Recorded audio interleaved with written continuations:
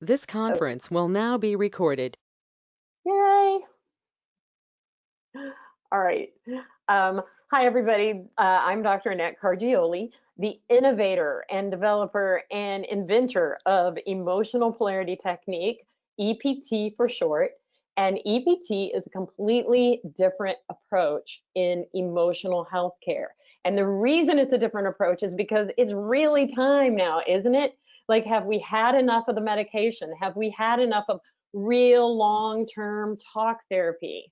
Um, this is an innovation in emotional health care that actually uses the science of forgiveness to change the things that affect you physically with the memory and to resolve unresolved conflicts from the past using forgiveness.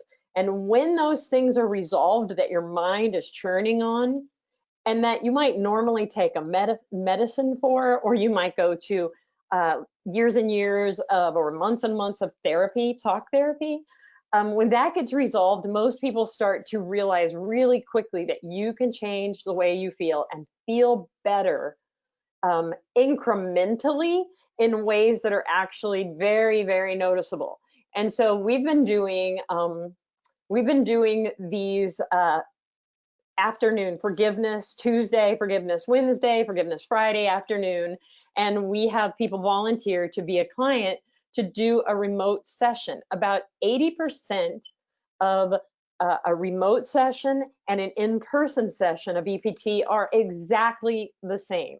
And then there's a little margin there, maybe 20% that's different because you can't do the same things in person that you can, or you can't do the same things on the internet that you can in person. Um, so with that being said, I'm gonna right now in this particular call, Beth is on the phone. And the reason she's on the phone is because before we turned on our recording, we found out that it was not a great reception. So she's going to be on the phone and you'll only get to see me instead of her face as well. And I will say this for people who are practitioners, you know, sometimes technology isn't that great, especially if there's a video involved. When you run into the problem of it's not going to work because don't let it not work. Just allow it to include the phone. Just say today it's not going to work, so we'll do it on the phone. So that's what we opted to do because I'd rather do that than not do the session. So hello, Beth. Hello, thank you. Oh, Thank great. you so much for having us. You're coming in loud and clear, so I'm really grateful for that.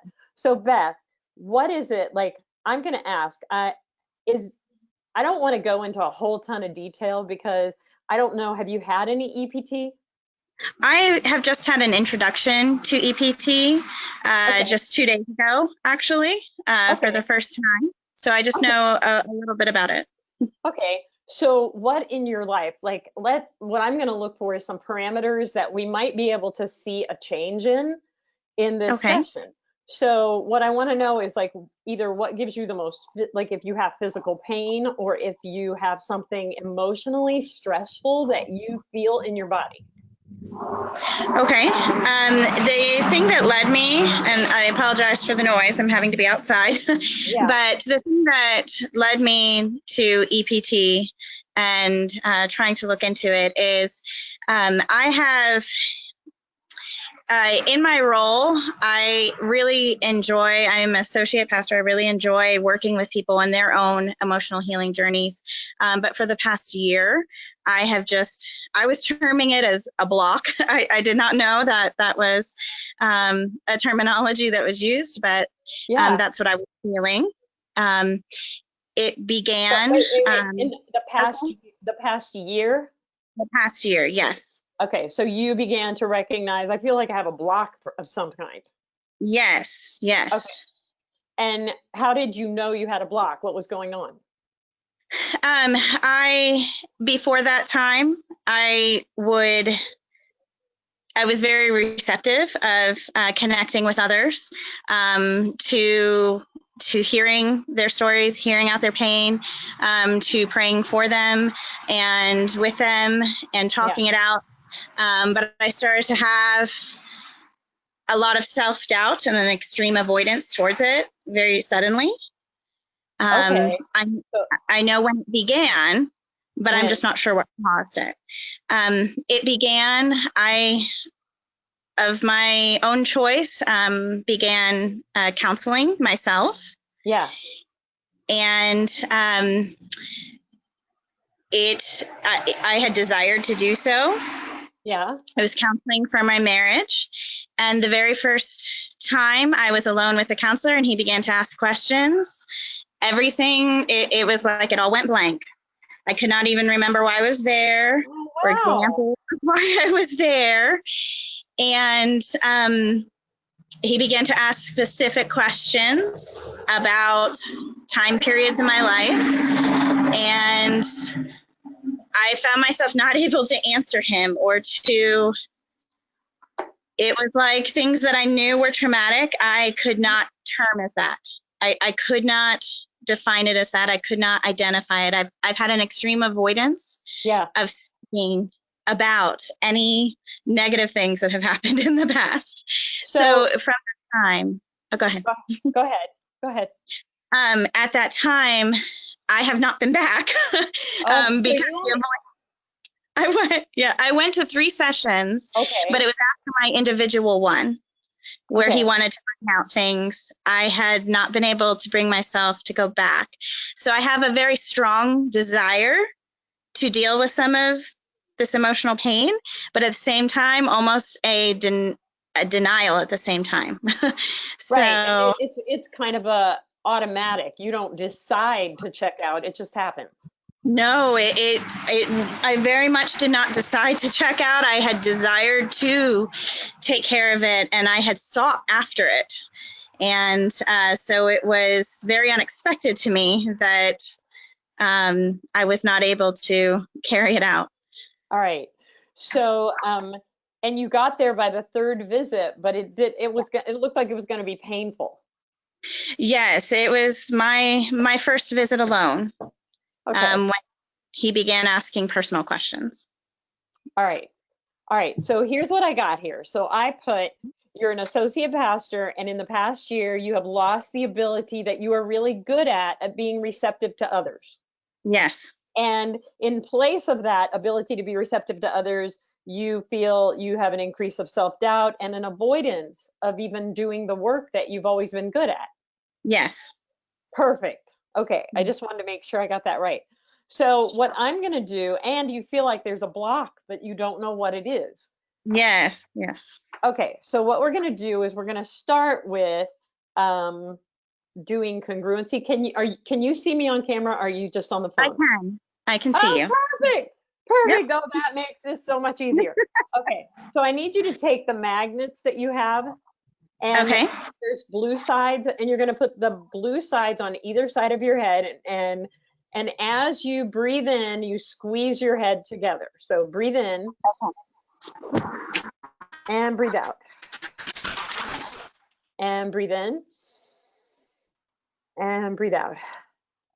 And breathe in and breathe out. Now, the next thing I want you to do, you're going to hold these magnets still, one with a thumb kind of. It's a little awkward. And you're going to go on this bridge on your nose in the front and in the back. And this time, you're going to hold the magnets over the right and left hemispheres, but then you're going to lift your head skyward.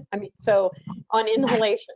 So just breathe in and lift. So breathe in and breathe out. And breathe in and breathe out. And breathe in and breathe out. Okay, so that's now I will show you where we need to put magnets as we go. That's why I'm glad you can see me. Yes, I can. All right, so I'm going to ask first how distressful is it to have run up against this wall that is not allowing you to do what you were able to do until you started to explore yourself?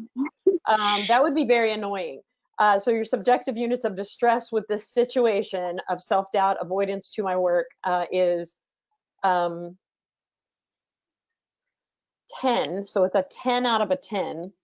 And then I'm just muscle testing that for those of you who are watching. And then the subjective units of elation, which would represent that there's actually some benefit to being in self-doubt and not being able to go there. So subjective units of elation That's only a 2. So that's good, because it means there's not some reason that's good that's holding you there. And then Okay. stage of healing you're in is stage 4, which I would call, that is like the place where people feel stuck, blocked, all of that. So stage 4 is depression, but it's where I feel like nothing in my life is moving forward. Even when I try to move forward, it's like I'm standing at a wall, and no matter what I do, I can't get over the wall, I can't back up from the wall, and nothing is moving. So that's Yeah. really what stage 4 is.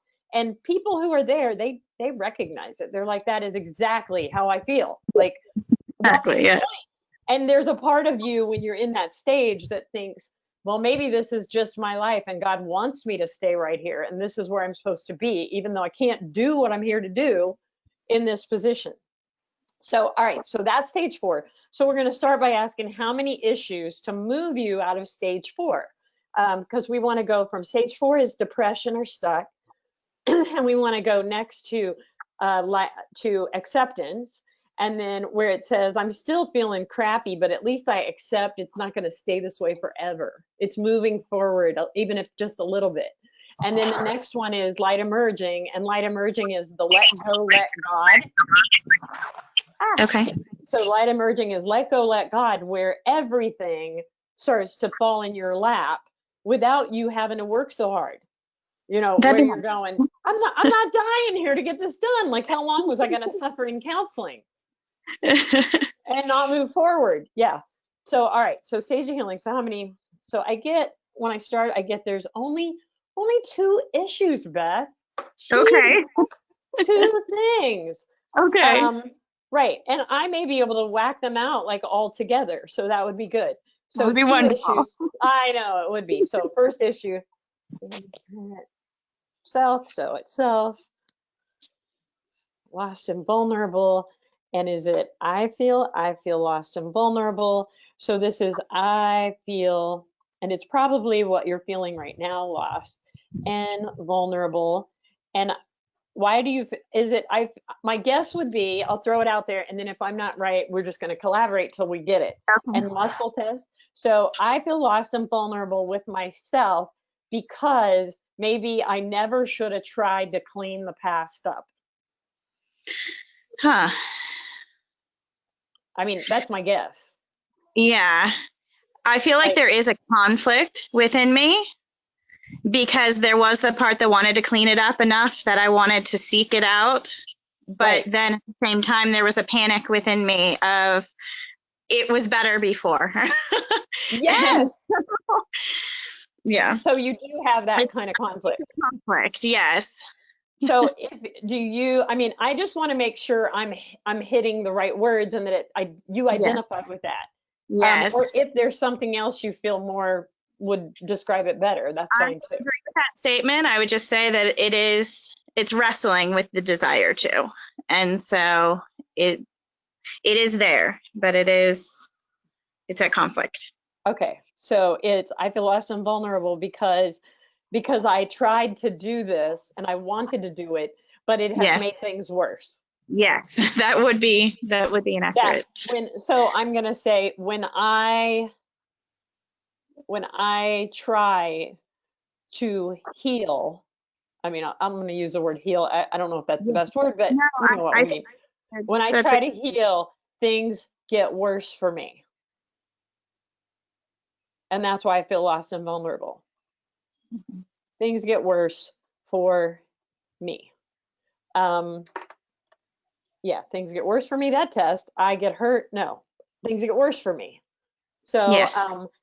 And you know what else test really good is my life gets harder.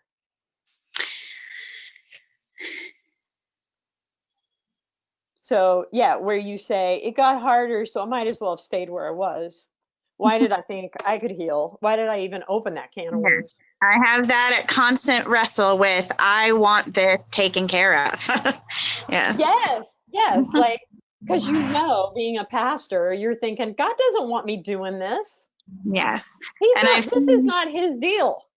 I've seen this journey. I know what's possible. And so that's why I want it, but I can't. Yeah. Okay. So Okay. we're going to find out. So I feel lost and vulnerable to myself because when I try to heal, when I try to make things better, things just get worse for me and my life gets harder. That's Yes. it. Yep, that's it. So is there an original conditioning event? Like, meaning, did this ever happen in your life before? Yes. Age 5, and I don't know, it might be you or somebody else. So Mhm. age 5 is where this idea kind of landed in you when you were 5. And I felt, is it you felt lost and vulnerable? And is it with mom, dad? Feel lost and vulnerable with dad. So right now it's with myself. And I'm sure when you were 5, you might have also, instead of feeling that way with dad, to preserve Mhm. your relationship with dad, you would feel it with yourself. So do you know any reason you would feel lost and vulnerable with dad when you were 5? I don't. Perfect. And I I like it. don't. I really don't. No, I don't have to go. Apparently during your counseling session, he was digging, and you were like What? going into Yes. frozen mode. And I pretty much, I I, love that we're hitting a point in your timeline that isn't making you go, I'm gonna like crawl under a rock. You're going, no, I don't know. I told him I was pretty much clear in that whole time period and I had nothing that would, so yeah, I could not think of a single thing. Okay, so age 5, I feel, is it dad's lost and vulnerable? No, it's mine. I thought dad, no, mine. I feel lost and vulnerable with dad or about dad. Is it about mom? No. Self? No. It's with dad. So I feel lost and vulnerable. What was going on with dad? Like, what was your life like at age 5? Did you live in your own room? Were your mom and dad together? My mom and dad were together. We had actually just purchased a house. And so it was very stable in a very stable neighborhood. I shared a room with my sister. Um, And you were the older or so younger? I was the youngest. Okay. How old was your sister? She's 5 years older than I am, so she would have been 10. Stability. Oh, that's a big difference. Age 10, sister. Okay. So so I feel lost and vulnerable with dad. Is it because um he's not here for me, or was he your favorite, or was he never there, or was he there all the time? We were definitely closer. I was very close with my dad. When my brother and sister didn't like to do things like camping or hiking or canoeing, I was the one he always took. So we did a lot together.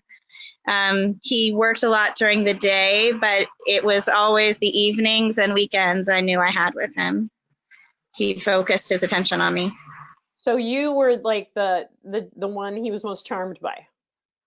Well, I don't know. I don't know that I could guess at his emotions, but I was the most willing to go and do. He was very adventurous and very active, and Okay. so I'm more willing than.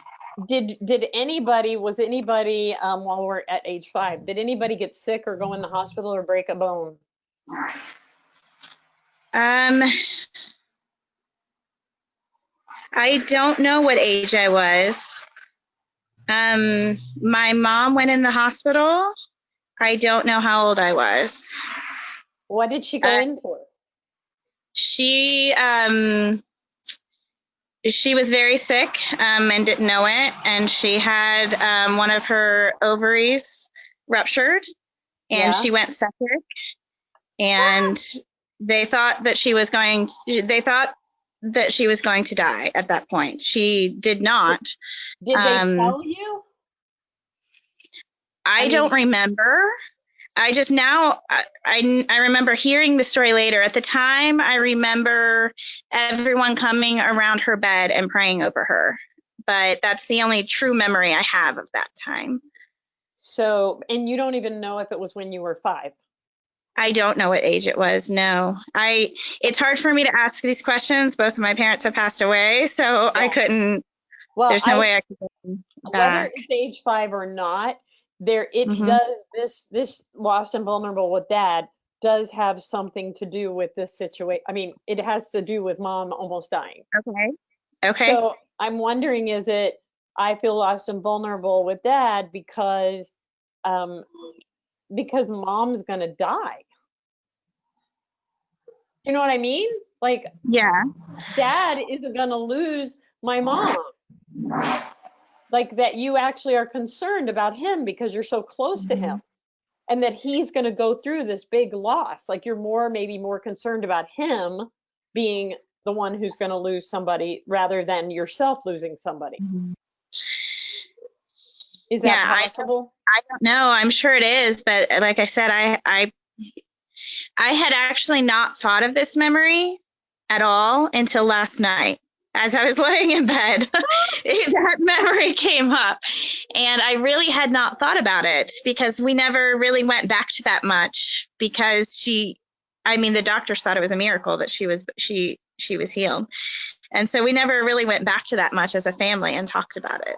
And so I don't know. That's amazing that, yeah, nobody wanted to talk about it, even though you'd be like, oh my goodness, remember the miracle? All right, so that's crazy. So here's what I think it is. I feel lost and vulnerable with dad, and it's not dad's lost and vulnerable. And I think it's because um, when I try to heal things, get worse for me and my life gets harder.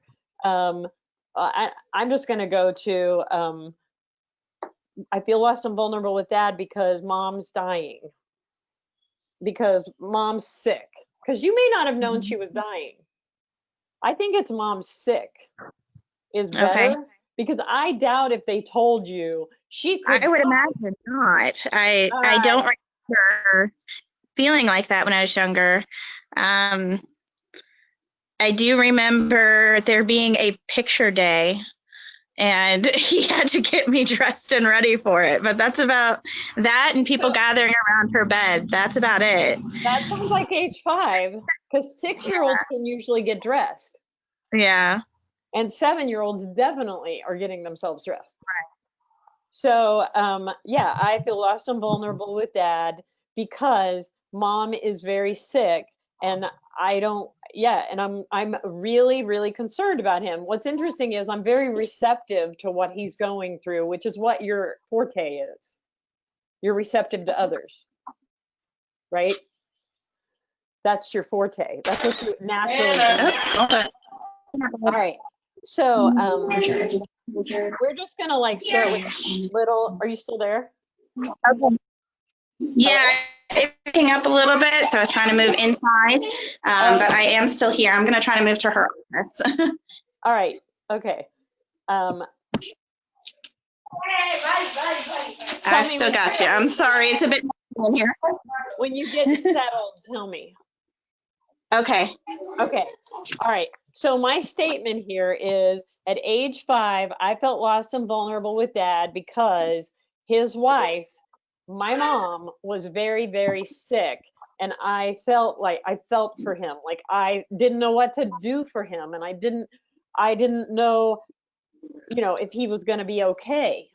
Yes. I was more concerned about him being okay because nobody told me the scoop on mom.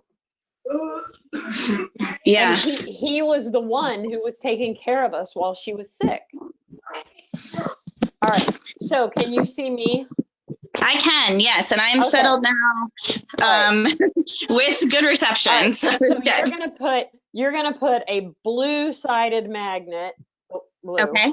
on your right here under your breast on the right side, which is over your liver. So you're gonna hold that one there, and you're gonna put the other one on your forehead, blue, and you'll bring your hand around. And so this is gonna be you thinking about age 5. I'm really concerned and I feel lost and vulnerable. I don't know how to help my dad. He's very upset because mom is really sick and I'm worried about him. So I need you to breathe in and breathe out. And breathe in. Breathe out. And breathe in. Breathe out. Whew. Are there any other emotions? No. Well, that's pretty interesting. Okay. Nobody talks about this anymore. I mean, I would think this would be like a great testimony. Okay. And it might have been at first, but by the time I remembered, like, yeah, it wasn't much conversation. It happened, she was healed. Yeah. What? Okay, so you're in phase 2. So when we do, what that means is phase 2 trauma means you had to disassociate. So it means you functionally disassociated as a 5-year-old to manage the fact that your mom wasn't the one helping you get ready, and Okay. you couldn't, she was sick and people were tending to her, and dad was trying to help out in ways he'd never helped out. So, Okay. and you're identifying with your dad what he's going through because he's like your best friend. Yes. Okay.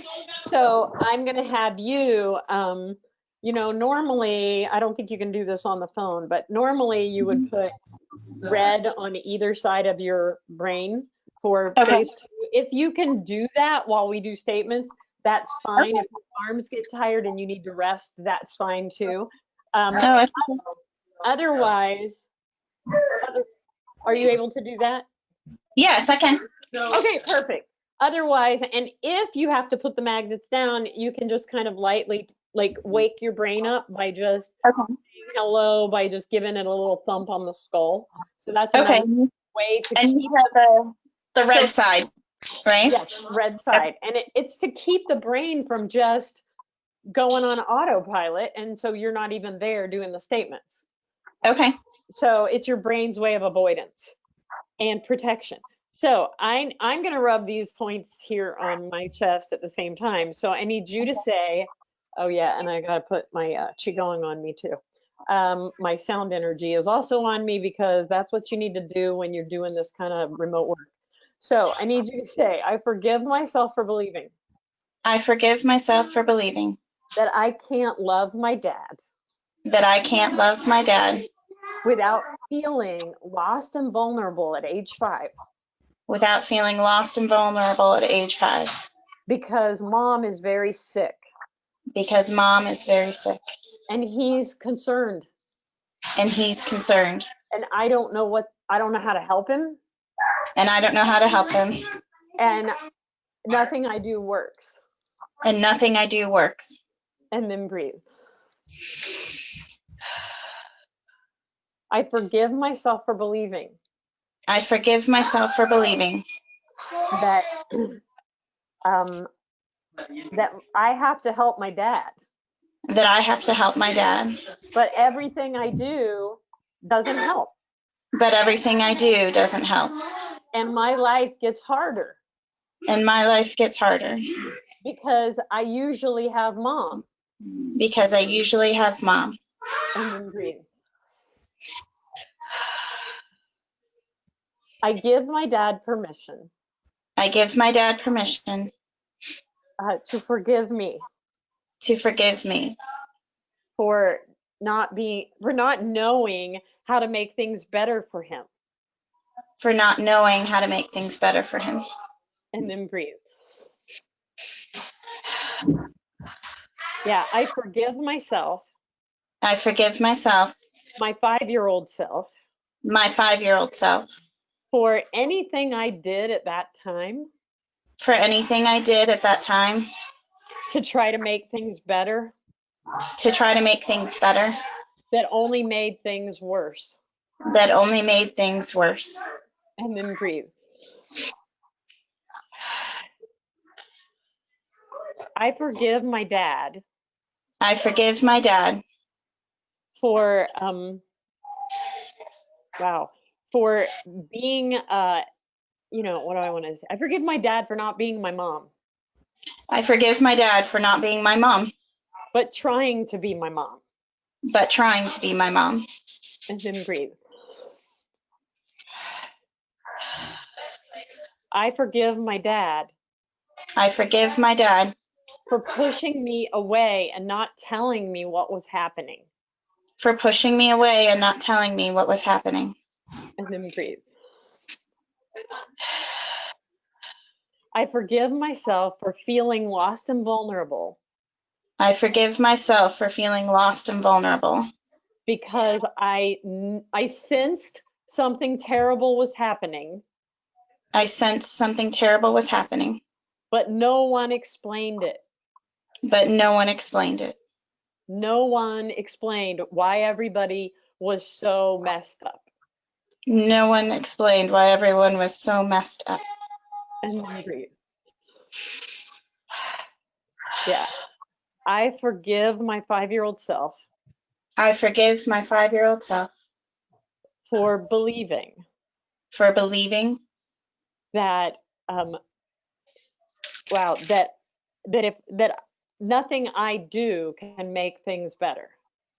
that nothing I do can make things better. And they don't want my help. And they don't want my help. And then breathe.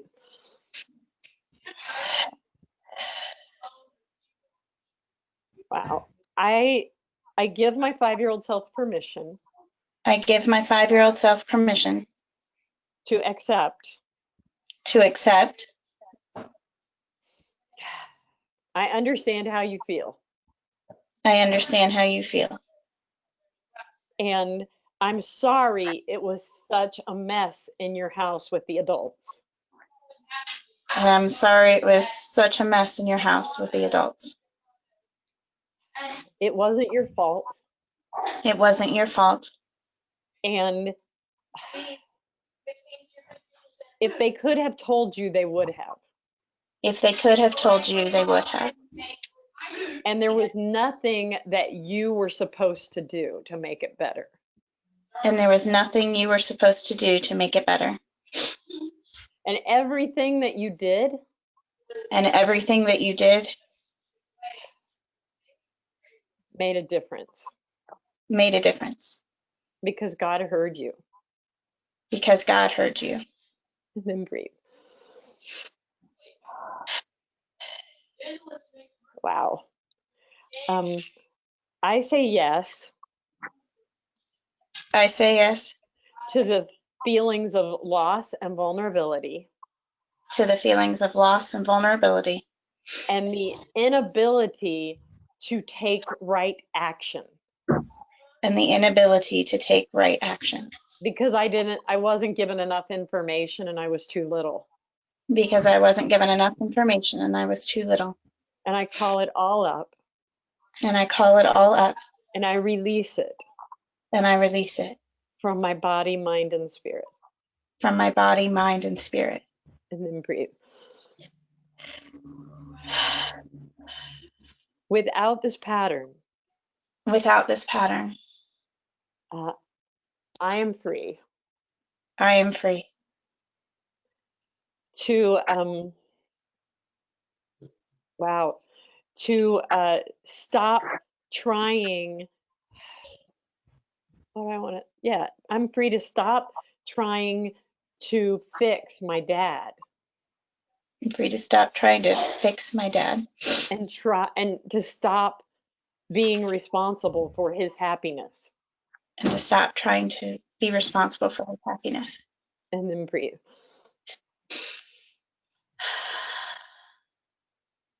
Without this pattern.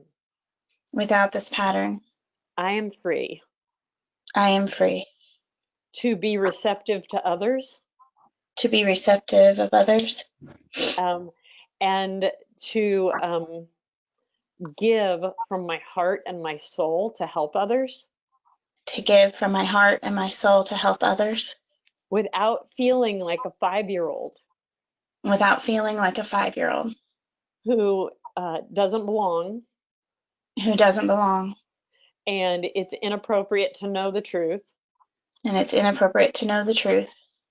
And who has to avoid having needs. Who has to avoid having needs. And has to avoid screwing things up. And has to avoid screwing things up. And then breathe. That feels better. Okay. Do you have anything coming to your mind? That those last two statements were putting into words what I've been feeling. My reluctance to help others because I didn't want to I wanted to help them, but I didn't want to mess it up. Right. Right. I didn't want to mess it up for them. Right. And it's And because of this. Yeah. I would say that puts into words exactly my fear for them So, and yeah. my denial of my own. I feel guilty whenever I have something that I need to deal with. And so that also puts into words that as well. That's good. So I need you to say, even though at age 5, Even though at age 5, when I wanted to help and I felt like it made things worse, when I wanted to help and I felt like it made things worse, and that I just needed to get out of the way, and I just needed to get out of the way, I was wrong. I was wrong. That was then, That was then, and this is now. and this is now. And letting go of this, And letting go of this, all this vulnerability and 5-year-old self-doubt, all this vulnerability and 5-year-old self-doubt, and trying to disappear and be invisible. and trying to disappear and be invisible. Yeah, giving all this up frees me Giving all of this up frees me to show up for people who need me, to show up for people who need me, to give from my heart to give from my heart as God gives to me, as God gives to me, without being afraid I'm going to make things worse and nobody wants me around. without being afraid I'm going to make things worse and no one wants me around. And then breathe. Without this pattern, Without this pattern, I can try to make things better in my own life. I can try to make things better in my own life. I can ask God to help me make things better in my own life I can ask God to help me make things better in my own life without feeling like a 5-year-old who's getting in the way of her frightened dad. without feeling like a 5-year-old who's getting in the way of her frightened dad. And then breathe. Oh, I know what this is too. Without this pattern, Without this pattern, I can open my heart to God, my Father, healing my life I can open my heart to God, my Father, healing my life without feeling like the 5-year-old who's in the way and is going to screw it up. without feeling like the 5-year-old who's in the way and going to screw it up. And then breathe. Without this pattern, Without this pattern, I can open my heart and invite God, my Father, to heal my life I can open my heart and invite God, my Father, to heal my life without feeling lost and vulnerable without feeling lost and vulnerable and afraid that I'm a burden to my dad, and afraid that I'm a burden to my dad, or that I'm a burden, that I'm in the way, without feeling that I'm a burden and I'm in the way. And then breathe. I forgive myself for believing that I have to do this by myself.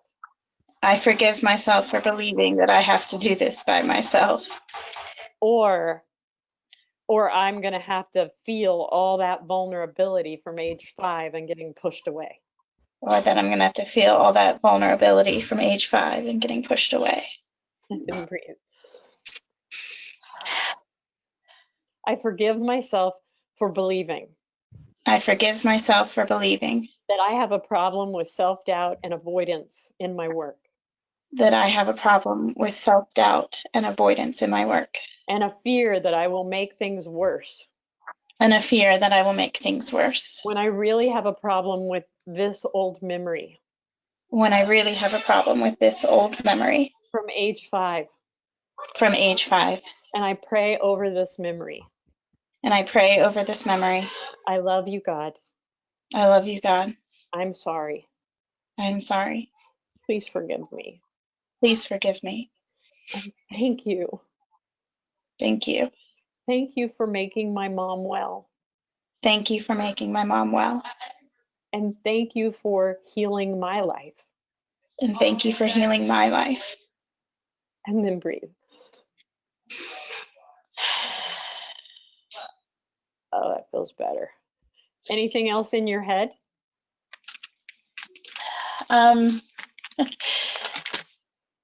It just reminded me of something I told Sarah just this past week, which is why she called me out here, that I was sorry I hadn't talked to her because I realizing I run into a turtle shell. I run into my turtle shell whenever something is wrong with me. And so that was an accurate description of how I feel and what I felt like I needed to do whenever something is wrong physically or emotionally is to get out of the way of everyone. So. Right. Because this really tough situation with your mom almost dying and every adult is freaking out around you. Yes. And you're trying to read, what do I do? What do I do? What's going on? Because nobody's going to sit you down and go, well, she might die, and that means we'll have a funeral. Nobody's going to tell you that. Thankfully, but in the meantime, even the fact that they didn't know what message to really give you, they just got you out of the way. Yeah. Because they were in too much trauma themselves to come up with a plan for you. Yes. So yeah, and I think that's part of like when you haven't allowed yourself to have like I think when you went into counseling and he's asking you questions, I really don't know if I think it's the questions that froze you. I think it was the fact that you were getting help to heal something, and that came with this trauma right here that says, I got to get out of the way. Yeah. If I can see that. there's a mom who is needing some kind of healing and help, then my brain goes to this memory, and it means that I'm going to die if I stay here. I need to get out of the way. Yeah. So you got like death jumbled in that memory. Even though it never happened, everybody in the house had that going on in their mind. Yes. And including your mom. Wow. So without this pattern, I am free I am free to show up for myself. To show up for myself. When I need healing. When I need healing. Without feeling like a 5-year-old. Without feeling like a 5-year-old. Who doesn't matter and can't be included. Who doesn't matter and can't be included.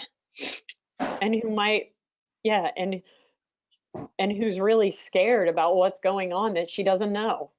And who's really scared about what's going on that she doesn't know. And then breathe. I let go. I let go. Of the fear and vulnerability and loss.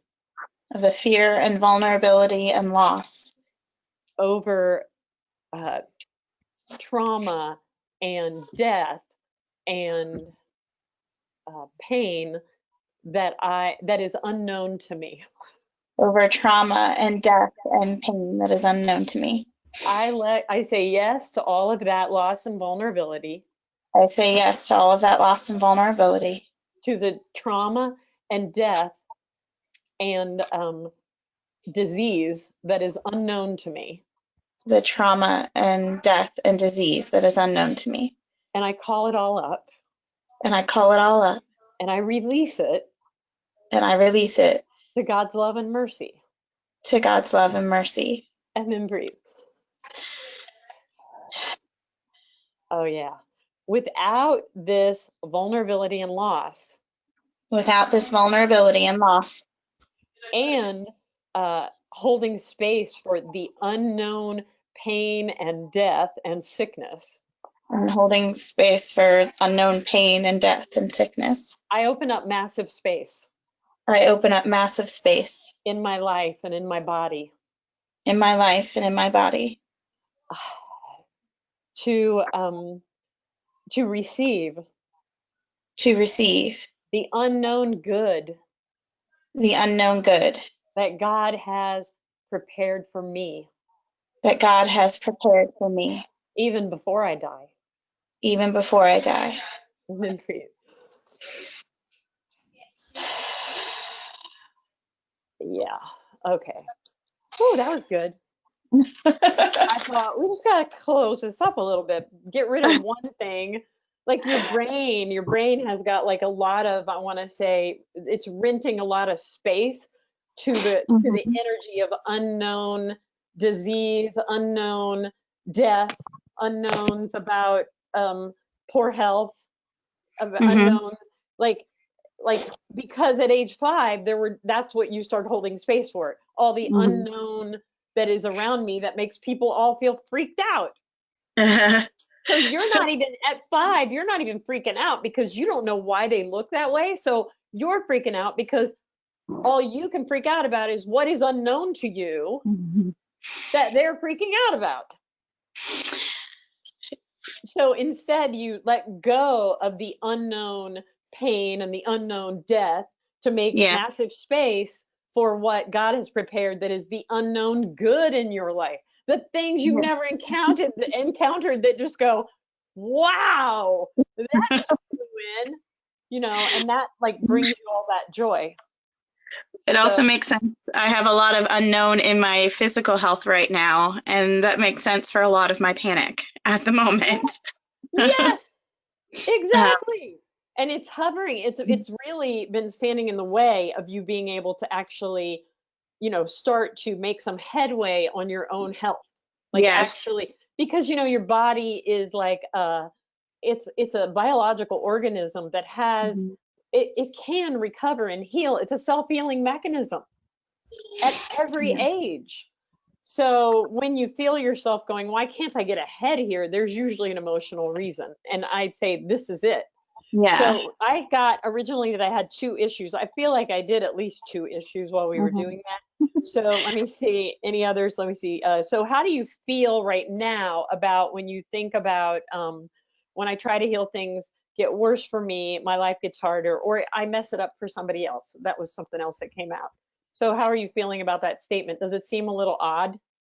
It seems like I recognize where it's coming from, but it seems like I'm looking at it from outside. I see it, but I don't feel attached to it. So. Oh, good. So but I also think because, the truth, and I tested show up, pay attention, tell the truth, let go, and you were good at all that, which is amazing. The truth is you have a talent to be receptive to others. You were doing this, you were rocking and rolling this. Yes. And then all of a sudden, oh, I'm going to make it worse. It came out of nowhere. It made no sense. You yourself know you've been gifted with the ability to do that. Yes. Which is why you were going, I got a weird block. Maybe it's demonic. Yeah. That's always that's the one you hope for, because you just cast that baby out. You're That'd done. be easy. That would have been easier. Yeah, but that one doesn't involve as deep of a relationship with our Savior. So, you kind of have to like go, okay, let me like feel that transformation and really work with you, God. That's a little different than, we'll just cast that Satan out and we'll be done. I like that you get that. That would be the easy way. If that works, it's because that's what it was. But if it doesn't work, you're like, well, that was a good try. It was not here. It was the devil getting me. But no. All right. So I'm going to say, so subjective units of distress, when I think about being receptive to others, I think about this block. That's at a 0 now. So that is not vibrating the same. And subjective units of elation, when I think about actually stepping out and doing what I've done in the past really well, that's an 8, which is good. It means it went up. It means I actually feel good to do the things that I know I'm good at doing, that I'm here Yes. to do. And Yes. then I want stages to of get back to it. yes, and I'm sure God wants you to too. Stages of healing. Okay, I got that's between 6 and 7, which means that you're in creation of new life. And let's see, yeah, phase, yeah. So that's really good. You did Hmm. great. And wow, we were right in our time too. Yep. And can I mention what I think a second issue? Of course, we went over more than one, but I've been having panic attacks whenever I talk to doctors, like even health doctors, and Totally get unknown that. why. Unknown why. It's I go but all prepared and then I have a panic attack, and this makes sense. I know. I'm thinking you've been having panic attacks because when you go to talk to a doctor about you're a mother, right? About Hmm. you being sick or Yeah. having a health problem, your brain goes, I have a file on this. It's at age 5. All the adults were panicking around you, but they wouldn't tell you why. Yeah. It's So that like, makes so oh much my sense. gosh. Yes, and it's like, yeah, it's an amazing. I love this. This is why I love Yeah. EPT, because you could have gone years trying to figure this out, people putting you on antidepressants or putting you on all Yeah. kinds of meds just to control your reaction so that you could function, while all the meanwhile it's just like not getting better, and you start to feel defeated, and then you never actually get to live the life that God really wanted you to live. I So, really don't think I would have come up with that as a reason. It was a fleeting thought, but well, you know I'm what? there.